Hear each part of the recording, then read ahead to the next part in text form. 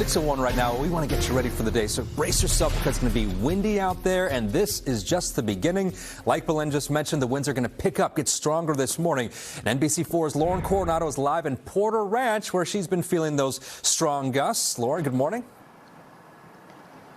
Adrian, good morning. You know what? We just had a really strong gust of wind, and then you came over to me, and it kind of settled down a little bit, but we might be able to catch it. We'll give you a look at conditions right now. You can see the trees blowing in the wind, swaying in the wind just a little bit. But like I said, every so often we get those strong gusts. Now, earlier this morning, I was in Toluca Lake, windy over there too. A tree came down. SoCal gas crews worked overnight after that massive tree toppled over and hit a gas line at this home just off Riverside Drive. Firefighters responded too. Toluca Lake, we know, is under that wind advisory Belen has been tracking. Much of SoCal is. I spoke with one man this morning here in Porter Ranch who says the wind has one perk, kind of.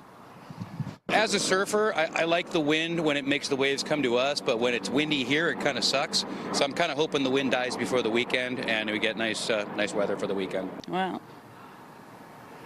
bad news, Rich DeBro. I just checked in with Belen. She says the wind sticks around, especially through Saturday.